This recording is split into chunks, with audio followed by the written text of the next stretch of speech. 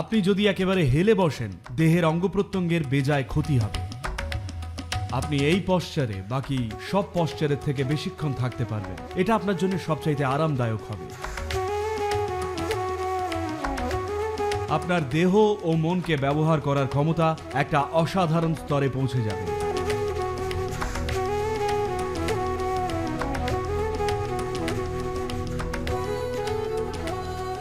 এখন আপনার শরীরে নির্দিষ্ট কিছু বিষয় আছে, যেমন হাড়ের আরাম, পেশির আরাম, অঙ্গের আরাম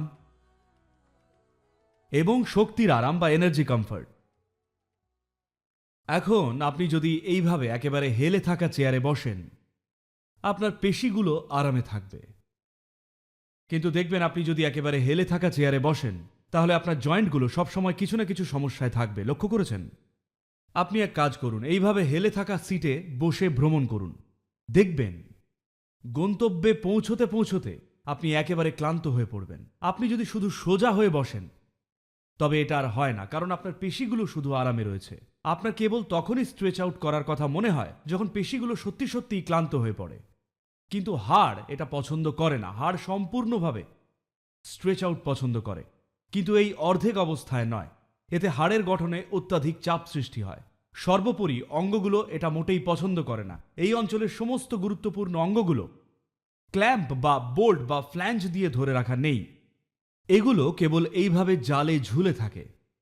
হ্যাঁ, আপনি যদি এইরকম করেন, আপনার লিভার কেঁপে ওঠে। হ্যাঁ কি না? হ্যাঁ কি না? এমনকি আপনার হৃৎপিণ্ডটাও আলতো করে ধরে রাখা, নানান ধরনের জালিকা দিয়ে এইভাবে ধরে রাখা। এখন আপনি যদি একেবারে হেলে থাকেন, বিশেষ করে যদি নড়াচড়া হয়, আপনার অঙ্গগুলো অত্যন্ত ক্ষতিগ্রস্ত হয়। বুঝেছেন? যদি নড়াচড়া হয়, তবে আপনাকে অবশ্যই এইভাবে বসতে হবে, সোজা। তখন আপনার অঙ্গগুলো আরো ভালো স্তরের আরামে থাকে।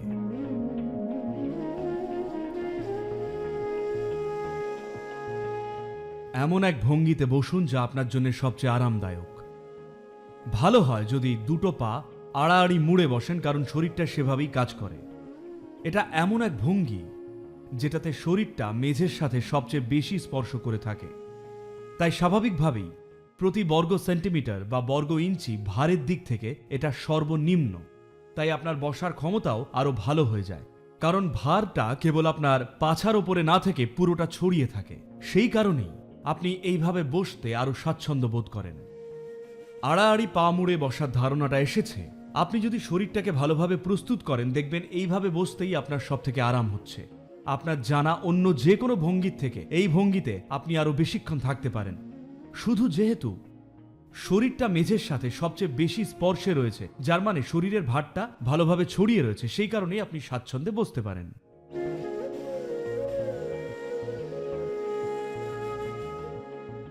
যোগের বিজ্ঞানে শুধু যে মানুষের পরম কল্যাণের সাধনই রয়েছে এমন নয়, এটা এমনকি দৈনন্দিন স্বাস্থ্যের খেয়াল রাখার, রোগ নিরাময় এবং ব্যথা উপশমের প্রয়োজনীয় সাধনীও প্রদান করে। এই সাধনীগুলোকে উপযোগ বলা যেতে পারে। উপযোগের একটা অংশকে সাডিলাজা বলা হয়। সাডিলাজা মানে হল শিথিলতা থেকে যার জন্ম। শুধু পেশি এবং হাড়ের সজ্জাকে শিথিল করা নয়, এটা শক্তিতন্ত্রেও শিথিলতা নিয়ে আসে।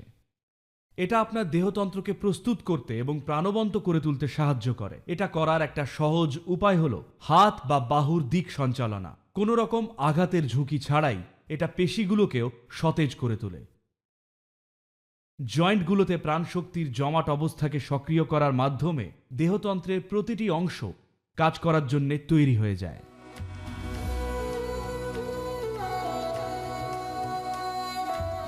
এই তিনটি উপাদান, আপনার শ্বাসবায়ু, আপনার চিন্তাভাবনা আর আপনার চেতনা, যদি সঠিক পরিমাণে একসঙ্গে এদের ব্যবহার করেন, আপনি দেখবেন ধীরে ধীরে আপনি আর আপনার শরীরের মধ্যে অল্প একটু দূরত্ব তৈরি হয়েছে। যদি আপনি আর আপনার শরীর মন মিলে একে অপরের থেকে সরে দাঁড়ায়, তখন হঠাৎই আপনি দেখবেন আপনার দেহ ও মনকে ব্যবহার করবার ক্ষমতা এক অভূতপূর্ব স্তরে পৌঁছে গেছে। এই মুহূর্তে আপনাকে যদি 1 থেকে 10 গুনতে হয়, আর সব থেকে বেশি যদি 10 হয়, আপনি যদি দেহের সাথে যুক্ত অথবা জড়িয়ে থাকেন, আপনি 1-এর থেকেও কম।